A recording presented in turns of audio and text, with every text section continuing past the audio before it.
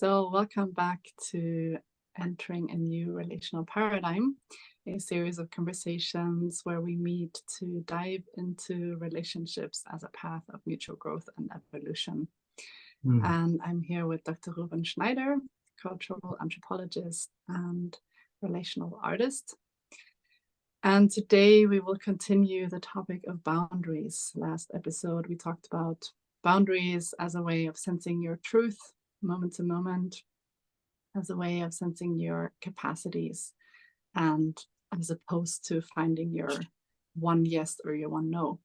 And today we will continue this conversation with some questions around how do we work with that in a relationship when I sense into my truth and you sense into your truth. How do we meet in that? And we actually call this the meeting point, boundaries as a meeting point. How can we make them relational and let them lead us into deeper truth and connection? So what would you, how would you describe this, this idea of a meeting point? Yeah, thank you for the introduction, Ida. Yeah, well, I think in last episode, we already talked about that boundaries are nothing rigid that I protect myself from, but rather where I can offer you where you can meet me. And this is where we want to go deeper in, yeah? So boundaries, as you say, are about sensing my truth. Yeah, I see it more as sensing my truth and also my capacity. Like the capacity is the first level of that. Yeah. And what I want to highlight today is that often negotiations about boundaries within a relationship or within a family often end up in bartering or finding a compromise or even fighting about boundaries. And that is totally dysfunctional for actually feeling connected. So we need a different approach to negotiation of boundaries to see the result, the meeting point where we actually meet and agree upon as something connective and not as something that the other pushes me away and I just have to compromise with. Yeah, I think that's how I would put it. So I think this idea of negotiating boundaries is already like can be a new idea, a new concept that we're used to when I find my boundary, like, or my truth, I want this, and you find yours, you want that. Yeah.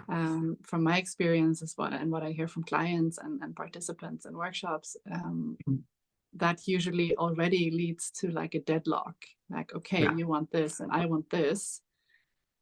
We don't want the same thing. So either we go separate ways or one of us has to suppress what they want, right? So I think like just to break it down already, that idea that we can negotiate, I think that is a new idea, new perspective that I love to just highlight a little bit. Yeah, maybe how would you, what advice would you give to a couple, for instance, that is in this kind of deadlock, that one person wants one thing and the other wants another, and they feel like there's no way out? What would be the first advice you would give them? Well, the first advice actually is changing the mindset about that. And I just love what you said. And I got reminded there that in my therapy sessions, I talk so often about the misconception or the misunderstanding of seeing a relationship as teamwork. I hear so often that even in relationship advice and from therapists, you have to work as a team. Sure, if we both agree upon working on something as a team is really, really good, and that feels nice. But if we're honest, a team is only working well and only feels good if everyone is good as on its position. Like a team is only working well when it's working well. And the problem is, how do I behave when my teammate doesn't actually, in my perception, do his or her job? Yeah. If you have a boundary towards me and I would actually want you to behave different or come closer, but you say, no, stay there, then I, in that moment, don't perceive you as a good team player. So the idea of working as a team works well as long as it works well. So we need a different approach when it doesn't work well. So the misconception is it's not so much about finding someone that fits, that I'm a good team with. That's nice. If that happens, that's wonderful. But we actually need an awareness about how we behave and how we then negotiate if it doesn't work well. That's the trick, I would say. And that's also one element of this new relational paradigm, which is actually quite profound. And I didn't plan to say that. I just got reminded about that. Yeah, that is, it's not so much about finding someone that fits.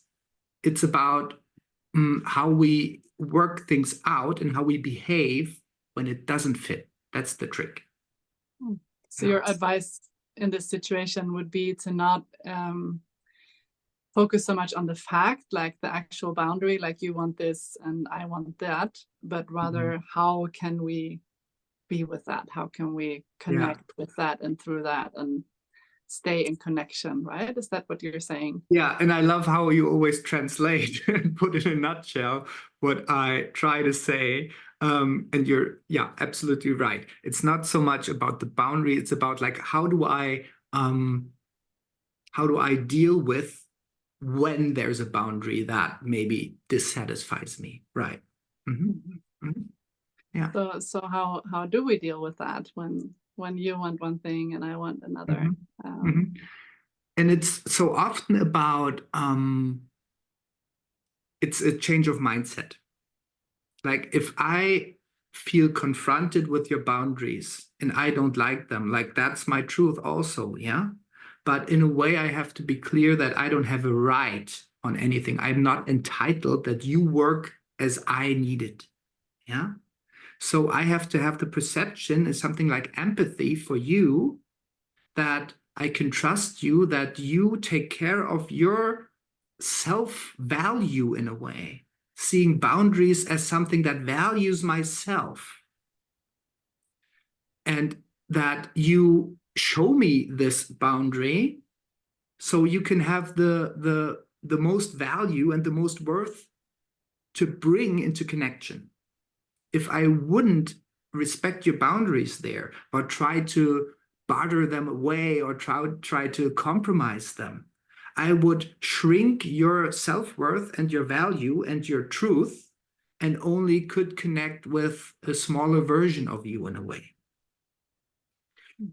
On the other side, I would say if you work or if you come into connection from all your boundaries, them having really stable, you come from a filled cup. Like I drain my cup if I go cross my boundaries too often, yeah? And I come from a filled cup if I take care of myself. And that's actually what I want. I want to connect with someone with his or her full potential, with its happiness, with its will to connect with me, with excitement. Yeah. So again, it's the mind shift of what do I actually want? Do I want you just to behave the way I need it? Or do I want the best and fullest and nurtured version of you? Yeah. And that's not very practical, I know. Yeah. But that's like the basis of becoming practical then is first the mindset. Like, how do I engage? Do I engage with interest? Do I engage with acceptance? Like, I may not like your boundary, but I might work on accepting that this is actually where you feel nurtured most. And if I love you in a relationship, I would also love that you feel nurtured. So how can we meet there then? Yeah. Oh, I love that. There's so many threads I want to pick up. Yeah, please. What I'm hearing, first of all, is self-responsibility. That boundaries is something that I need to be responsible to both sense into what is my truth, to express it, and then also to take care of it myself. Yeah. To not have this expectation that you need to meet that. You need to meet that need. Because maybe you can't, maybe you don't have the capacity or the life circumstances to be able to meet that, right? So to keep the responsibility with me. And I think that's a really, and I know that's one of the big pieces in your concept around the evolutionary relationship, right. Which we will go deeper into to explain these different concepts in a different call. So that's a big piece that I'm hearing out of that. And then also, and I shared with you a meme about this the other day, this thing about unconditional love, right? It's such a really nice thing to say, like, I love you unconditionally.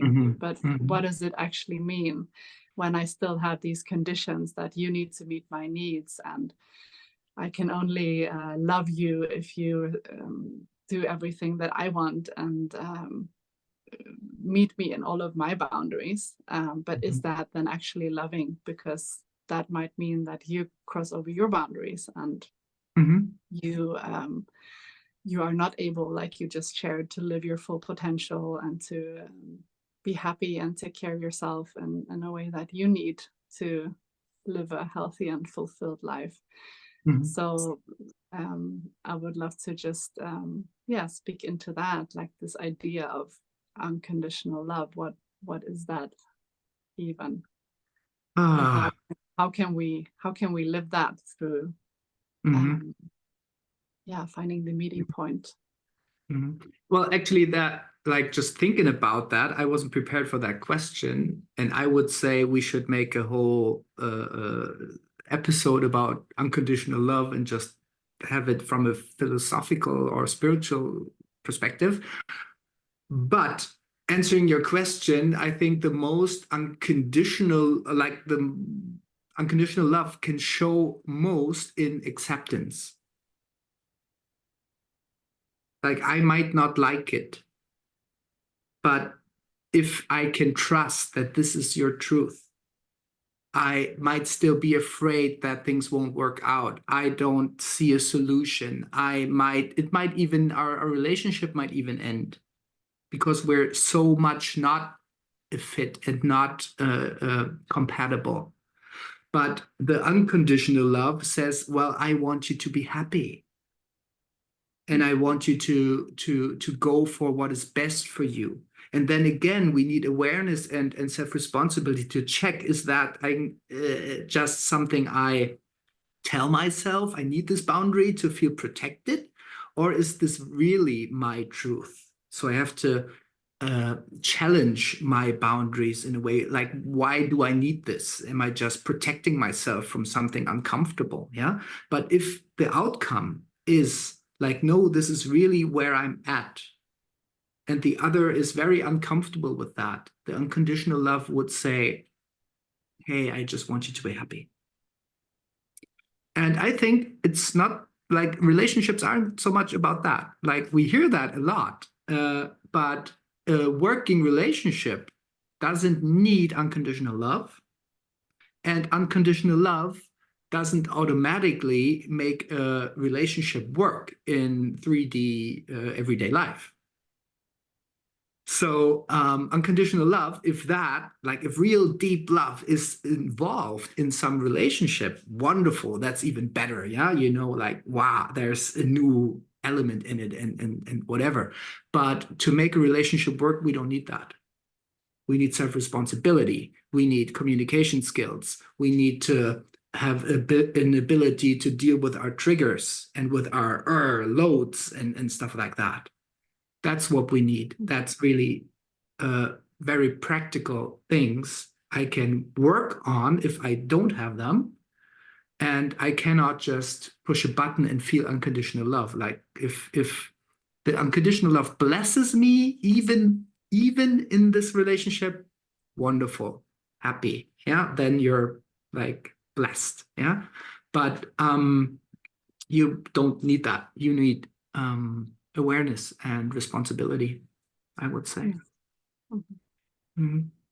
Yeah, and what I'm hearing from that is that there needs to be some sort of agreement, like how we deal with Yeah. Yeah. what are the shared values. Do I want you to live your truth and your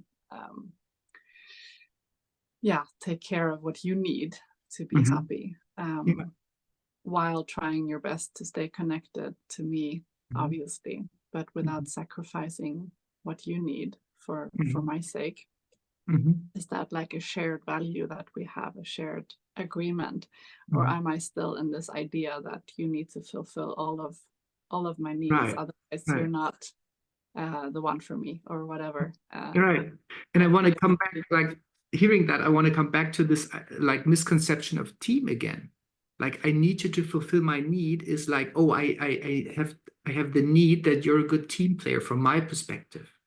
But you might see me as a good team player in a different perspective.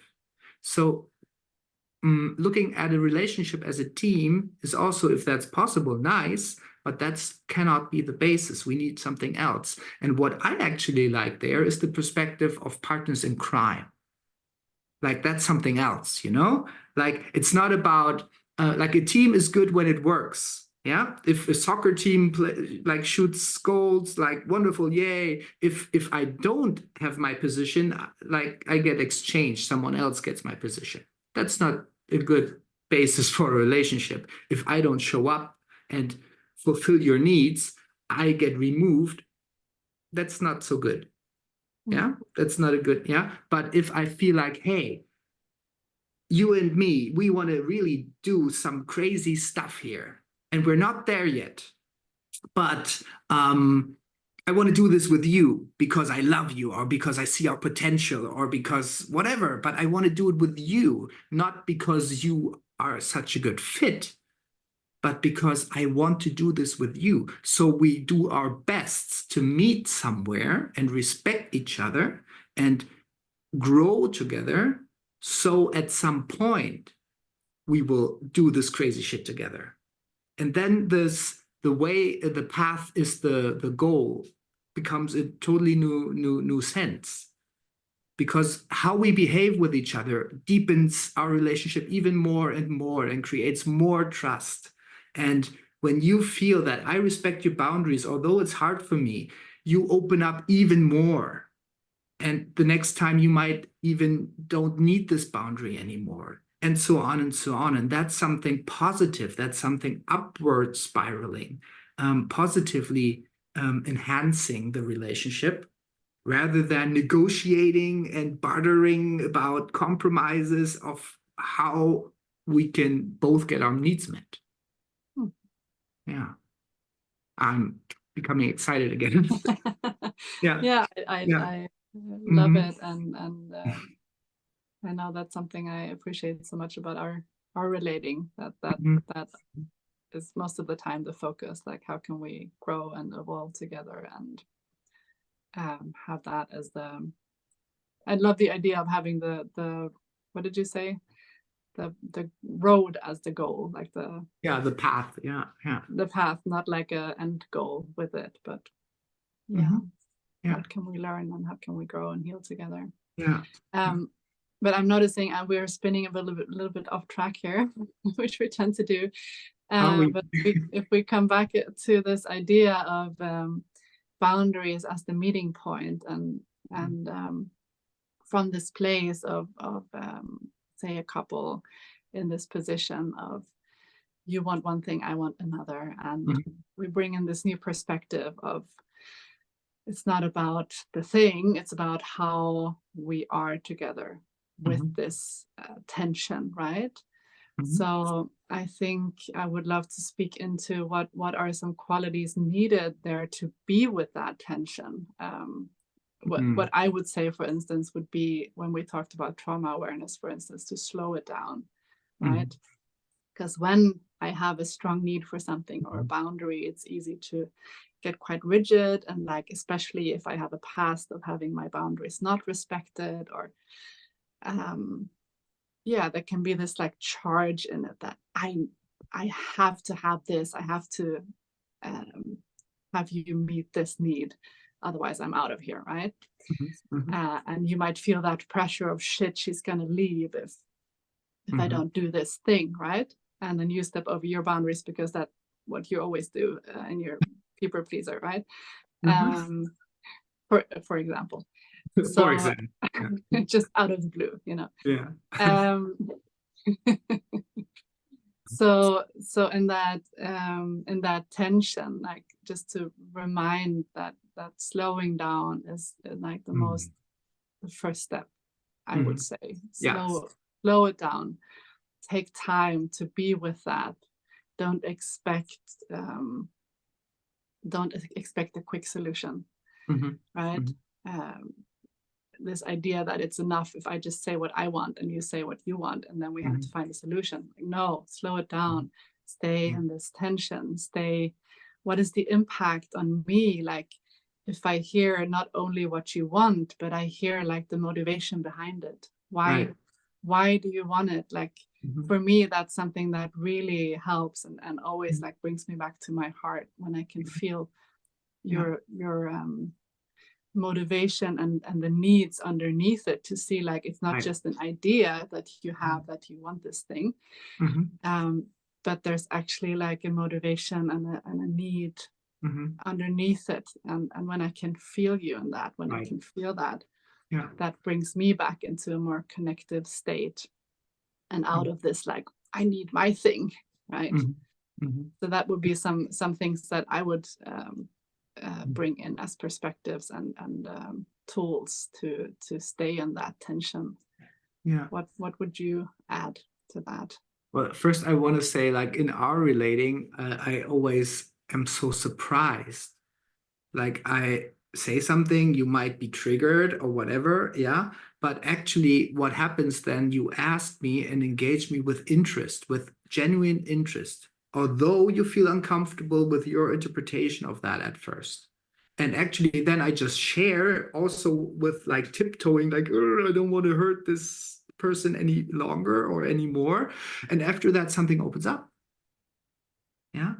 So what I try to enhance the awareness for with my clients is that the solutions come from the moment of connection. But so often we try to do it differently. We try to have the solution very quick so I can feel connected with you again. That's why we become fast. Again, because that's very important. We tend to try to find a solution and discuss and get fast and loud and whatever to feel in harmony and connected again. But it's actually the opposite. We have to be not in harmony. We have to be connected to find a solution that fits both of us. And what I say there, sure, slowing down is first, and then I need capacity to hold and express myself. But somatic tools are so wonderful for that. So maybe I don't have a solution, but we could stop talking about this right now and just put our heads together like that and breathe a little, or take a hug, and give our systems the imprint of, there is some connection, while our minds try to figure out, like, how can I come into connection again? So just taking a few breaths together, just while standing in a tight embrace, enables me to have totally different ideas, totally new creativity, and that comes from a feeling of connection again. So whenever I feel disconnected and become fast to find a solution, I first need to connect again. First and foremost with myself, but then also with the other, and then find the solution or talk about the solution. Right. Yeah. Yeah, I love that. Because like when I feel connected to myself and to you, like when I feel you and your motivation for why you want this thing, my thing that I want might start to open up as well, because I might notice that, oh, that actually came from a protection or from an idea. Like how can I relate with this idea of what you want or why you want what you want? But now that I know why you want it, my need might change. I might open and see, oh, that maybe I can like take a step towards you in that, or change a little bit, feel more safe to open and to not be so rigid and my boundary or my need, my truth, right? And that in itself then has an impact on you, and that's when this like negotiation starts, right? This movement back and forth, coming out of this tension that I want this and you want that, and we can't meet, into more of this like movement, like where can we meet in that, right? And how can they coexist? What is the meeting point in that, right?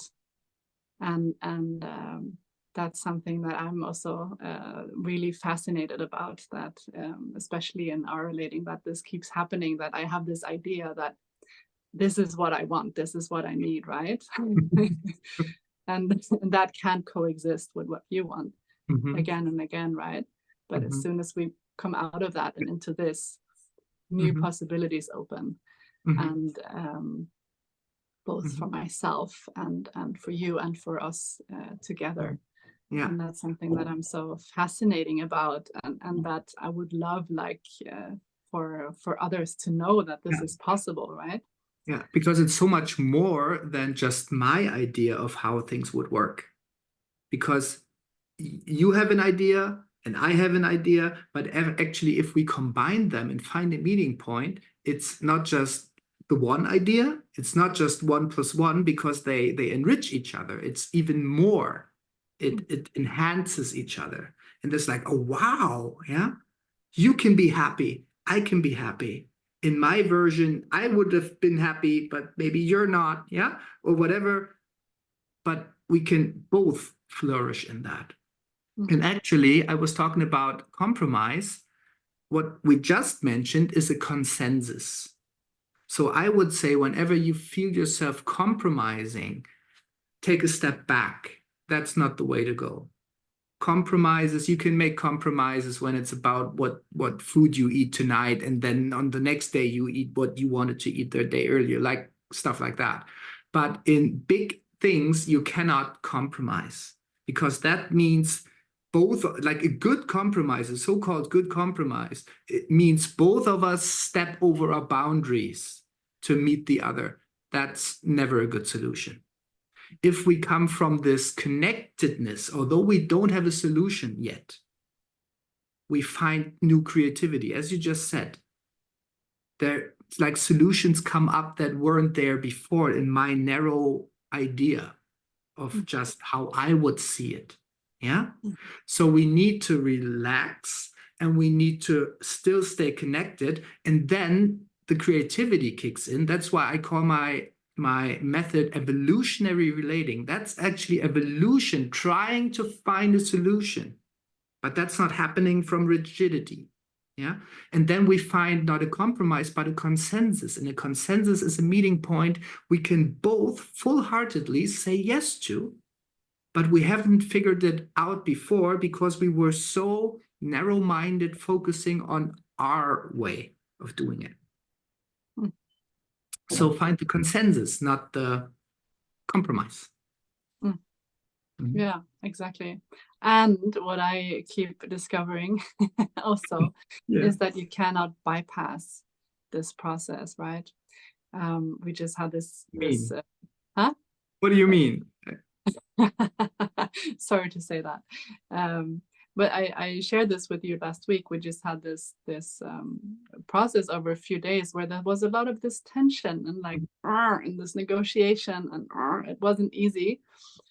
And then afterwards I had this thought, like, why, when something opened up, then why couldn't we have gone right into that, right? Right. I remember. Because Yeah. then it felt so easy, and so like, wow, okay, new Yeah. possibilities, right? Yeah. Although it's not completely done yet. It never is. But still, like, we couldn't have gotten into that openness, that opening to new possibilities and solutions, if we weren't first in that tension. And if we weren't able to stay in that and to slowly open up and negotiate and let it evolve, right? Because that's the perspective of evolution that you so often speak into. Evolution happens out of tension, right? It happens out of this pressure, right? Yeah, necessity. There's a necessity. We have adapt, to actually. evolve here. Right. Yeah. We have to evolve for this to stay relational. We have to evolve. We cannot, if I stay with my thing and you're with yours, then we will have to, move apart. But if we want to stay in relationship, we have to evolve, just as species and nature over time, right? It has to evolve to stay alive, right? Right. Yeah. So we cannot bypass that phase of standing opposite of each other with these in this tension, because from that place is where the growth happens, the evolution happens. As frustrating as it may seem afterwards, like, why did we spend 3 days just in that? Yeah. And I remember there were moments and phases where we said, like, this doesn't work, so maybe we should just like totally separate, and like we cannot go on like that. Yeah, there are these moments like that. But if we don't settle with it, but always come back into lovingness and connection, yeah, then evolution has no other choice than come up with new creative ideas. So we couldn't have come up with what we ended with then, yeah, before, because first our minds are like, oh, this would work. No, it doesn't work. Maybe this works. No, that doesn't. Yeah, it tries to find solutions. And the more loving and the more connected and the more benevolent we stay in this, with genuine interest for the other and not just with needing you to behave like I wanted to, then possibilities open up. Yeah. And I need to add there are situations where there are incompatibilities. Hard word. Yeah. So it's not about letting the pressure become that big over that long time that your health, mental health or physical health, degrades under that. It's not about that. But it's not about rushing to a solution also, or saying too fast, well, I need someone who fits my needs. I need a team player. So I choose another one as soon as the other one doesn't fit my needs anymore.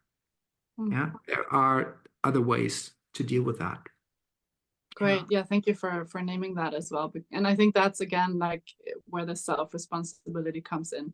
If I notice that I cannot be in this tension, like it affects my nervous system, my trauma, my mental health too much, then that is my responsibility to take a step back or out, or a pause, or a step out of the relationship, whatever the solution might be, because it does take a lot of capacity to stay in that tension. And it does but then also we have time for that. Then we realize we try and we try and we try, and we get nowhere. Yeah. So sure, it can be pressureful. In a way, we need this pressure, but if this pressure is too much and too long, then we actually can consider maybe this isn't the right thing we're doing here together. Yeah. But it's not a quick solution like, oh, you triggered me. Oh, I feel pressure. I need to get out. That doesn't work. Yeah. Then my boundaries in a way are too rigid without questioning them. Yeah. If I move out too fast. Yeah. Yeah. Or to say, I have a boundary, I have a need, you have to meet it, otherwise I'm out. Or yeah. that doesn't work. Yeah.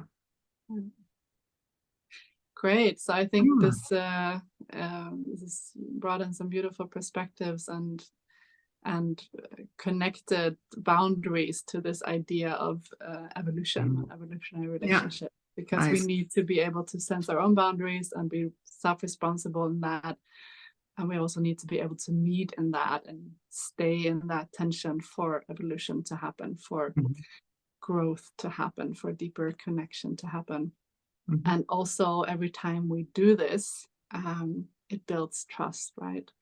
It deepens the connection, and it builds a more stable foundation to meet future challenges on, because we've been through that tension and we know it works. We know we can stay connected, right?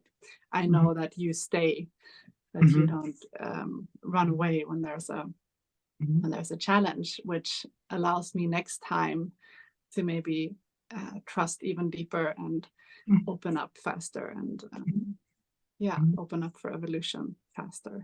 And it allows us to actually open up and trust that development isn't something bad. A relationship is not supposed to have a state and just stay there. We're happily ever after. Yeah. No, like if we behave like that, and if we always find our new meeting point again, that even feels a little bit better, we become more trustful with inviting change and development.